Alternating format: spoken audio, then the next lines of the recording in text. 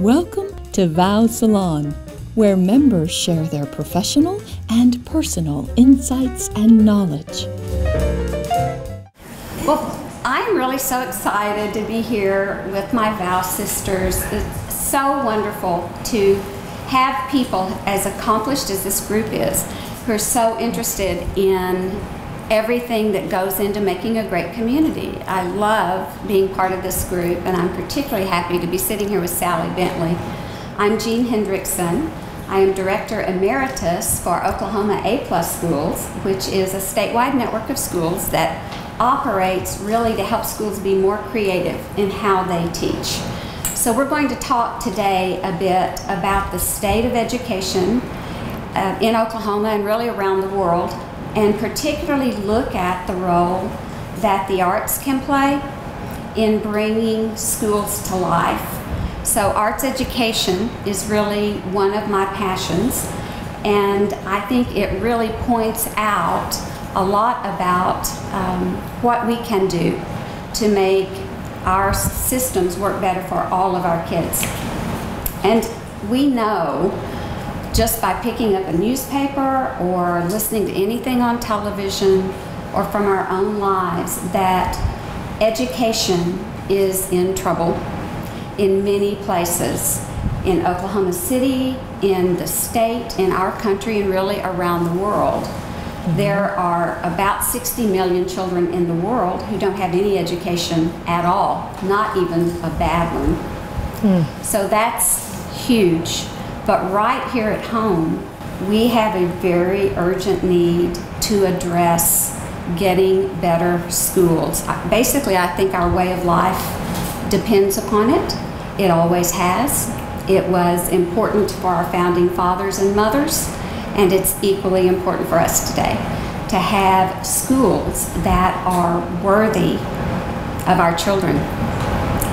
We can look at any research that you'd like to. We can talk about some of the rankings in education. There is one that you may hear about sometimes called PISA, and PISA is a report on that is given by the Program on International Student Achievement, Student Assessment, and it ranks 70 countries, 70 industrialized nations in the world on how they're doing with math, literacy, and science education. They come out about every 3 years.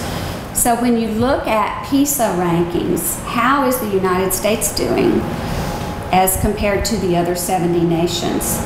Because we believe we are best in the world in so many areas. But according to PISA, we're right in the middle of the pack.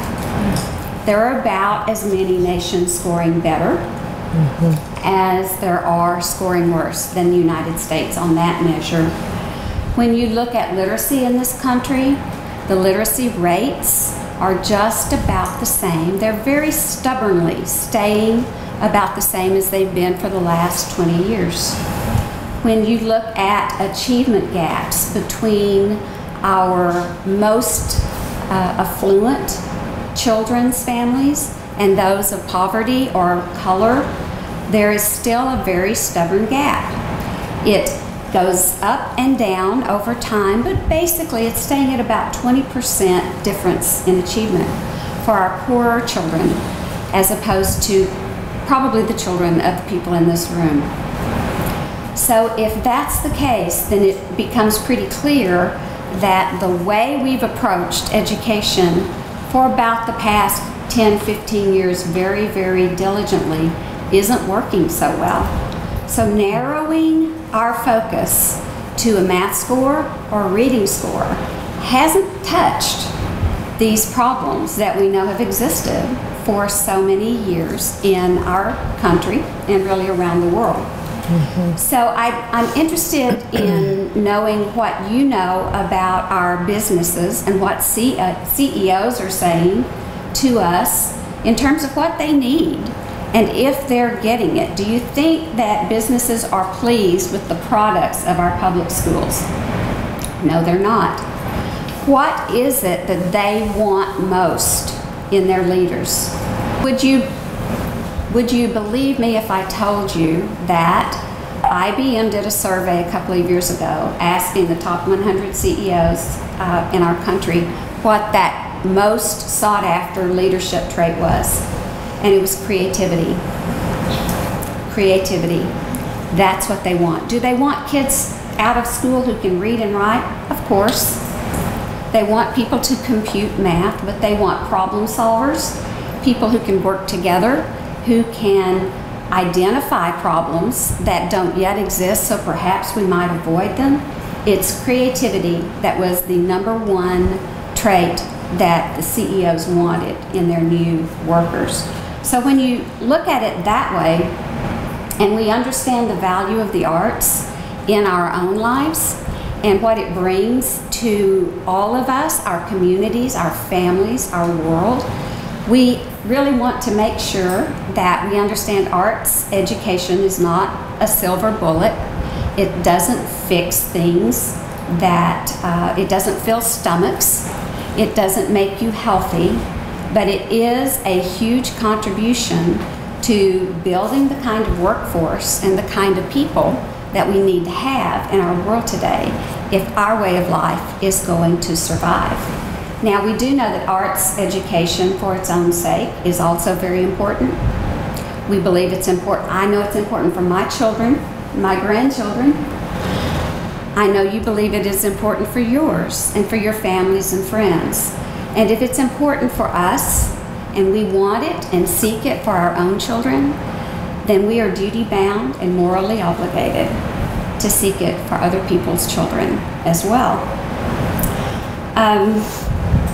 And if that isn't enough, I can tell you other research that tells us what happens in our schools when we have the haves and the have-nots. And by the haves in this case, I mean those who have arts education, who have some kind of arts in their lives 3 times a week. Are there any better outcomes for those kids than there are for kids who don't? And the research is so clear. They are 4 times more likely to have high academic achievement. 4 times. They are 4 times more likely to be the winners of writing essays and poetry contests. They are 3 times more likely to be elected as a leader of their class. And they are 3 times more likely to be a science fair winner. So when we include the arts as one of those ingredients in our schools, it's not just that it makes them arts literate, so we understand the value of line and color and form and texture and rhythm, those things that we know are important parts of a good arts education. It also makes everything else better. It just does. So that's the research. But I can tell you from my experience over my life's work, personally, I've seen it time and time again. And it doesn't depend upon the zip code. When you add the arts, things get better for everybody's children. And I can tell you about going to Mark Twain Elementary, which was the school where I was principal before I became director for A+ schools in the state. And I can tell you about walking up to that building for the first time in my life in June of 1999, having been assigned to that building as its new principal. So when I went to the neighborhood, I'd heard about Mark Twain. In fact, I've read about them in the paper a couple of times that year, where they'd had great turmoil and lots of controversy. So I knew they were there, but I had never really been to that school. So June, I drove to the school, couldn't really find where it was. There wasn't any great signage leading up to the school. The neighborhood itself was high poverty. There was graffiti on all the buildings. There were weeds growing up. There were, you know, the cars up on blocks or the couches on the porch, things like that. When I found the school and drove into the parking lot, I drove through waist-high weeds in June. The parking lot had not been maintained at all. On the school, there was graffiti on every vertical surface. I got out of my car, went to the playground, looked around there. There was a big toy, or it used to be. What it really was a broken down piece of junk with big stakes sticking out where the boards used to be. Where if it had been my child's school, it wouldn't have been that way overnight. Something would have happened. But it had been that way clearly for a long time. And when I finally found my way into the building, the scene was no better. There was trash. There were obscenities carved into woodwork. Just a devastated environment. So I was really pretty angry to know that there were children in my town going to school in a place like that. And we got to work. And I will tell you that my first thought was not, well, what this school needs is a strong phonics program. Did it need a strong phonics program? Yes. But it needed everything else. It needed to be a place worthy of our kids. The very first thing I did as a principal was to redirect money so that I used Title I funds for low-income schools, and I doubled the music time and I doubled the art time. And we used that extra time to teach literacy and math skills using the arts. We went in 3 years from a devastated environment, just as I have described, to a school with 100% PTA membership, the Oklahoma City Beautiful's Distinguished Service Award, a parent resource room with resources to teach English as a second language, and GED classes, and many other services. We started a preschool. We had a strong music and art program. I can tell you about children who could not speak English, who could play bells and chimes and read music. And one of the most heartfelt informances that we had, we didn't do performances, we did informances, where we just informed people of what we were learning, and we used the arts to do it. So our kids were lined up with their chimes and their bells, and their parents were there, many of them not speaking any English, and those kids played God Bless America with their chimes in a way that had tears in the eyes of every adult in the room. And that was just the start. Did our test scores go up? Yes. But everything else got better. Parents felt welcome. Children felt valued. They had a way to express themselves. They had a way to learn information differently than they'd had before.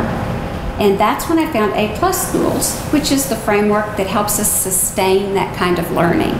So our 75 schools across the state in A+ work together to help that to happen. So I want you to think for a moment about your own children. Think of a child that you personally love, and I want you to picture the kind of school you want for that kid. Think about the things you want to have in that school, the kind of experiences you want the child to have, the way the children should interact with the adults and the adults with the children. What does that look like? And as you think about that, I want you to stop and now think about the dreams and the hopes that you have for other people's children. Move beyond our own and into our communities, and let's think about, what do we want? What does business say we need? What do our own values and beliefs tell us we need? What does that child look like? And so what we're going to do next is we're going to create something together. Because when you work in an A+ environment, you really kind of want to front load the arts onto our conversations and give us something that is artistic to think about and to think through. So what we're going to do is use visual art and we're going to use portraits as the topic of our time together to create. So we know that portraits have certain characteristics. It's truly something to learn about in an art class, right?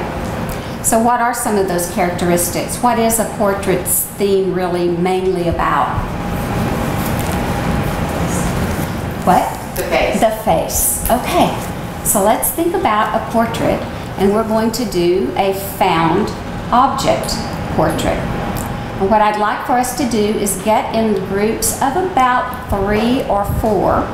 So we're going to do what IBM says the leaders want us to do. We're going to collaborate and work together. And we're going to use materials that we can find in our purses or immediately around us without destroying Lissa's house. I can destroy it. Well, we have Betty's phone, so we want all of the information that is out there to be available. Well, not all. All the good information out there to be available. And then she also had this wonderful pen with someone in a yoga position on that. So we want to honor the light that is in them because we all share a light and we want that honored for them. We have the royal color purple that we would love them to understand that no matter what they are, where they are truly royal and truly independent. We have a dash of courage so they can break a barrier. We have a card that is specifically for help because that is something that our society, I feel, has not prioritized, that our children need help. They need it from in prenatal to until our age, until we need it. We need it more often. Until they're 105. Yeah, until they're 105. We want to have clean water and to honor the ecology that they live in. Good nutrition surrounded by trees and verdant things. A pencil for them to be creative. A mirror that they can look into the beauty in themselves. A key as their mouth that they understand that the wisdom and the power of words. And then we have a picture of someone we love. So we want them to be loved and treasured like those that we loved. And this is from Betty. She wants to have some spice in their lives. Right. Awesome. And this, we couldn't figure out what it is, so it's curiosity. So they get to come, and it's shiny, so it's easy for people to come. And then, of course, we want them to have money immediately for needs, and then for someone to prepare them for the rest of their lives. And rosy cheeks. And for rosy joy and happiness. Yes, and health. Lovely. They became a little more literal in the sense, you're really good at this. But this is a multicultural person who comes from different backgrounds, who is melding with other people and who is aware of this person. And we put 2 eyes here that are different because we think that this person is going to be aware of, one looks towards, you said. One looks towards the soul and towards the spiritual aspect, and the other is looking outward into the world and how they can how they can fit into the world and what they want, what their dreams are.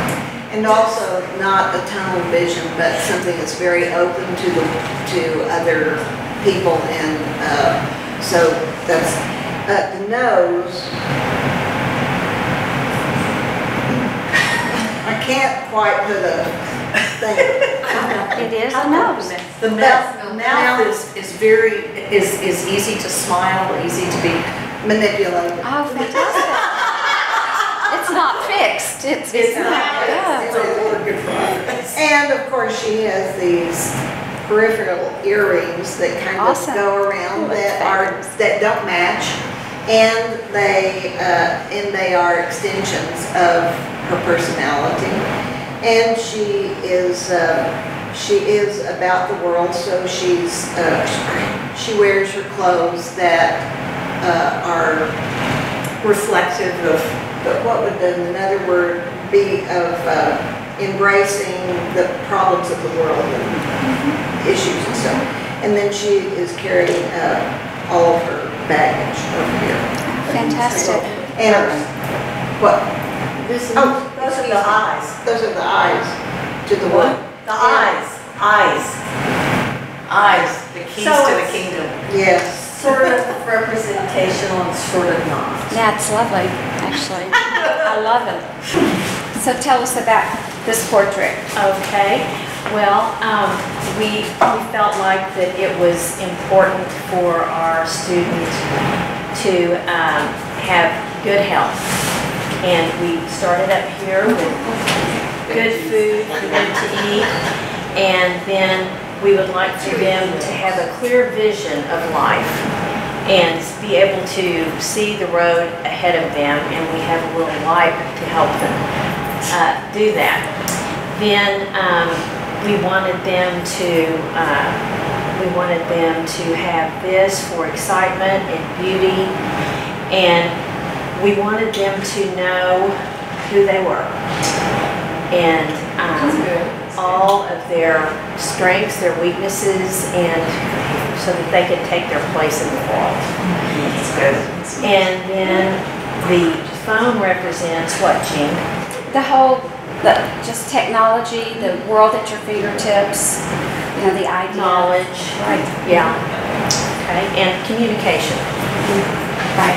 And we felt like it was important that they be able to write and communicate this way too, and not just this way. Oh, thank you. Then here's our financial piece.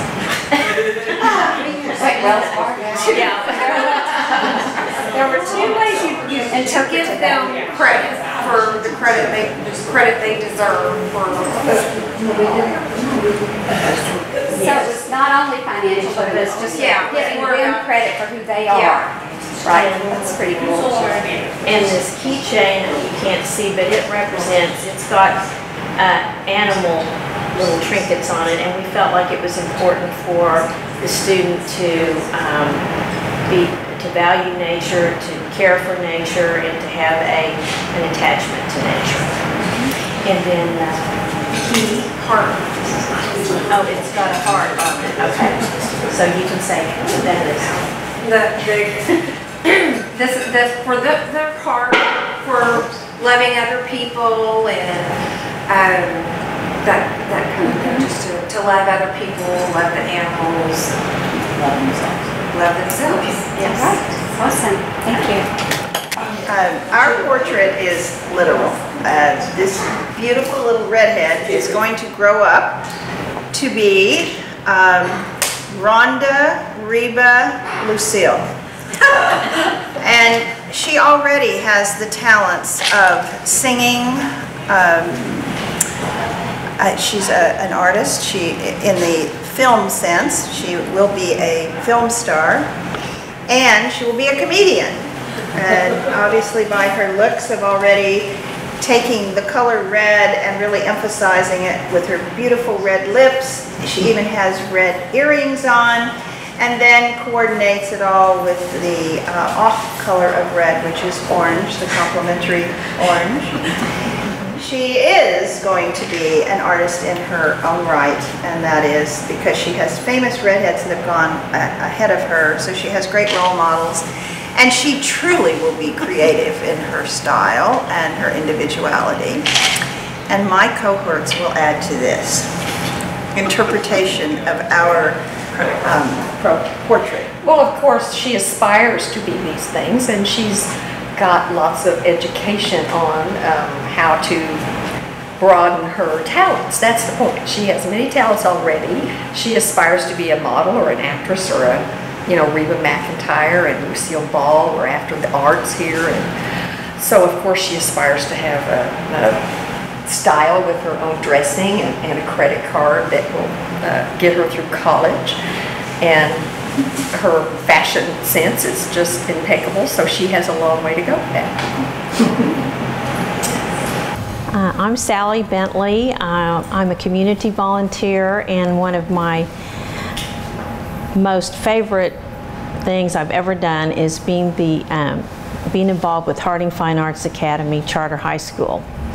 And the school was a dream of John Belt, and he was largely responsible for recreating the Paseo district.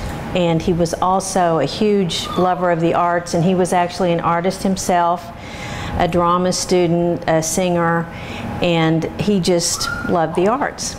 And so he called me one day and asked me if I would like to be on a committee to explore the idea of creating a fine arts high school in Oklahoma City, in the Harding building.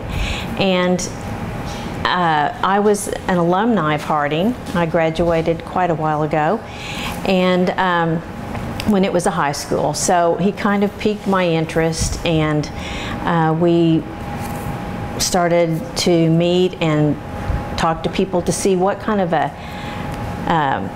model we would use for this high school. And we settled on the charter school model because it allowed the most independence from the school district, and we did have the fine arts director of the school district on our committee.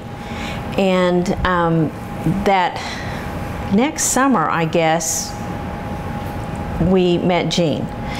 And I'm not sure how that all happened, but it was fortuitous. And we were able to bring in the idea of an arts integrated curriculum that Jean has talked about, and I think it has really been the contributing factor to our success with our students. So it's, you know, and I don't think I'd be here if it hadn't been for Jean, because Jean invited me to come to Val. So it's been a really great, great association.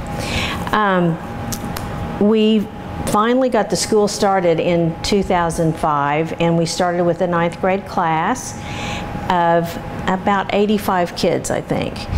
And the first year was very difficult because we were sharing the building, and we still are, with another high school, Harding Fine Arts Academy, and they had been in the building a couple of years. And so, you know, we had a lot of challenges working together, and I'm happy to say, because of the perseverance of the board, we still are there and getting along much better.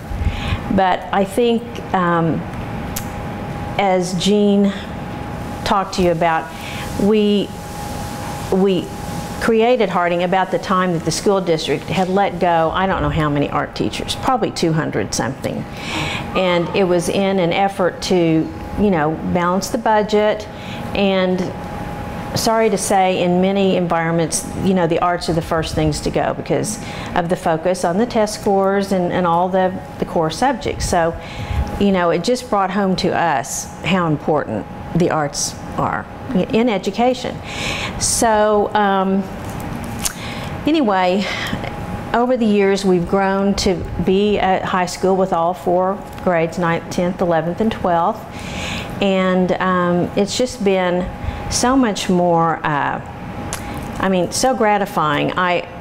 When we first started, I thought, well, it would be really great to have, you know, arts in the high schools, and so in this high school. And then over the years, I realized how important it really is to students as individuals, and just the learning styles that they have. You know, one size does not fit all for all kids. And while some students, I think, they can really excel in a really logical, you know, fact-based lecture environment. There are a lot of students, like probably some of us in this room, because I know most of you all are pretty creative.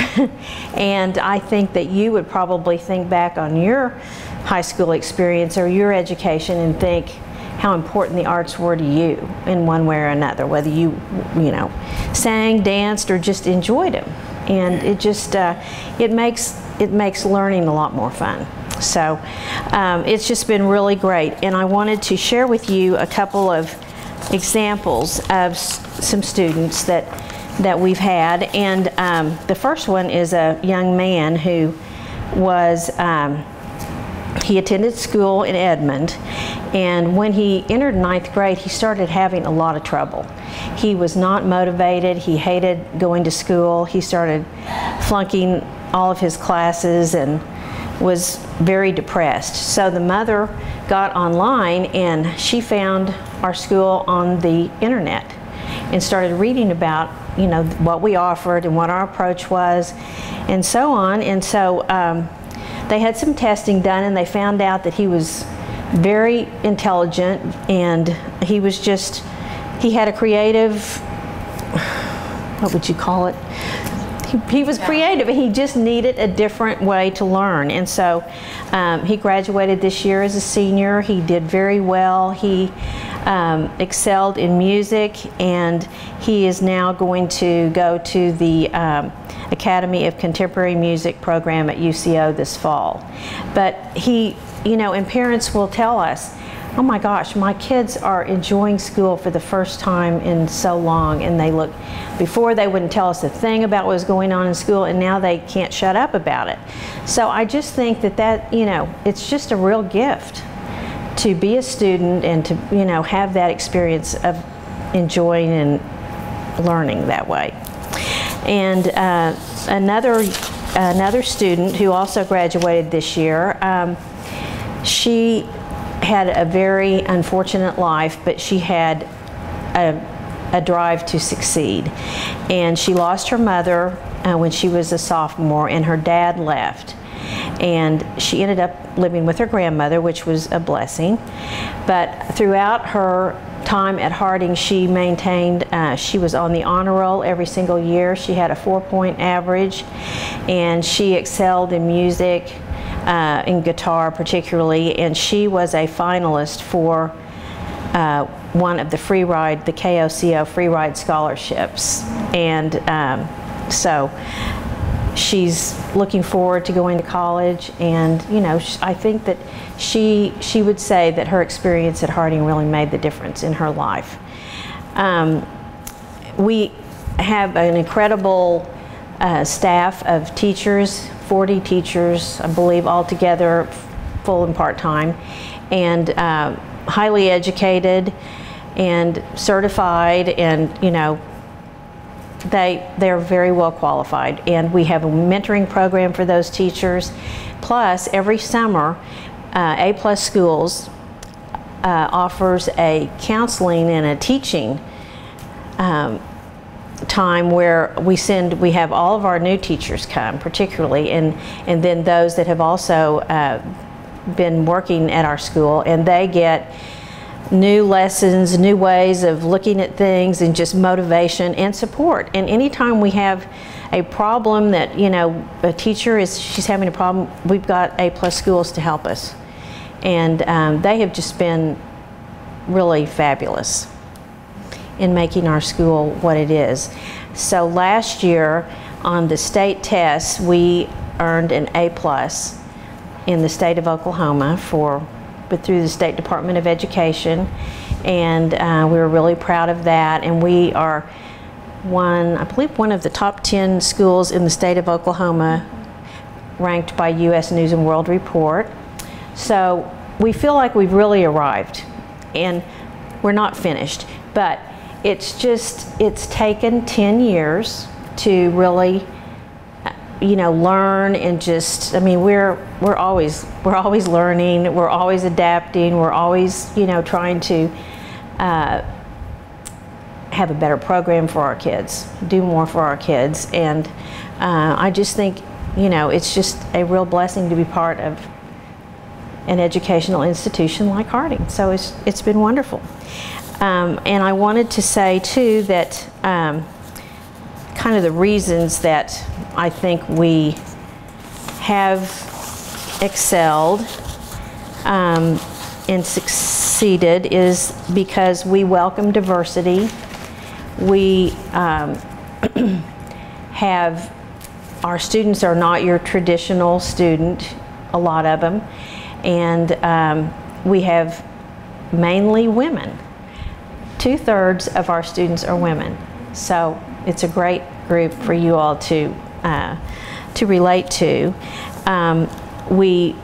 We have a staff who really knows the kids and cares about the kids, and that is so important. And we have high expectations, and we insist on accountability for them, and they don't do their homework during the week. They have to be Friday. They are in academic intervention where they get their homework done. So we're not letting them just, make a decision they're not going to study. That's not how it is. But anyway, I really am excited that Val knows more about that school and has supported our school, and we appreciate it so much. And in fact, we are going to offer a scholarship and mentoring for at least 1 and maybe 2 students at Harding this next year. So I look forward to that whole process, and I know it'll be very beneficial for everybody. So thank you. One of the wonderful things about Harding as a charter school, it cannot deny a child attendance. They do not choose their students, the students choose the school. So the only way you would be turned away from Harding is if we were at the max in enrollment. And I get to be on the board with Sally, so it's been a wonderful experience through the years to see that grow. But you do not have to have a specialty, an art specialty, to be a Harding Fine Arts Academy student. We do expect you over the course of 4 years to develop a specialty, an area of interest in the arts, but you can come with no arts experience but a sincere desire to have an arts component, and you can be admitted. So we've got lots of kids who, because their circumstances have not allowed them to have art lessons or music lessons, they come in the door wishing they could have taken piano lessons, and so they get to do that there and then flourish. So it is an open, free, public high school that is a charter. And it is, if we get to the limit in terms of what our enrollment is, then it's chosen by lottery. What are the class sizes, the grade sizes? We have, our freshman class is about 100 students.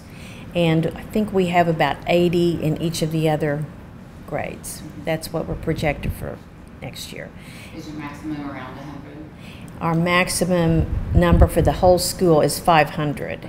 But we really, right now, we don't have the space to do that. So we could probably fit in about 400. Yeah. Are they sharing still with the building? Yes, we're still sharing with Harding Charter Prep.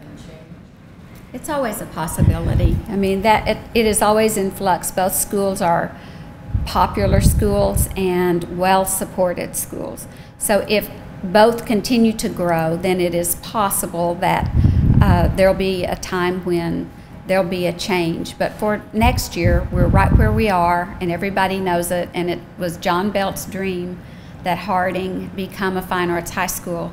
And it's so marvelous that he lived to see that dream come true. And he was so pleased to know that that happened because of support of people in the community, and Sally saying yes at a time when it was really important to draw the community support to the school. So one of the things I'd like to see is that kind of support come to every community, so that it's not just one high school that can have those kinds of opportunities for children, but that ultimately every school has the resources that it needs. Maybe the arts look different in one community from another, but they should be present and supported and part of the way that school operates. What's the best way if you're listening to this and you're at a school that doesn't have art anymore? What are the steps you need to take to incorporate art back into that school? So that question of what do you do to get the arts back into schools is such a good one. I always, because I was a principal, so my first bit of advice is always go to see the principal and explain to that person that you have an expectation that the arts are part of the school. And go armed with some research. Go in and tell them what the Americans for the Arts have accumulated in terms of outcomes for schools that do have the arts. Demand that the arts stay on the table as tools for teaching. We need them. They are ways kids learn. It's how we have expressed ourselves as human beings since there were human beings. So to take them off the table is not only foolhardy and kind of ill-considered, I think it's immoral and unethical. So they need to be part of a public school, every school in every community.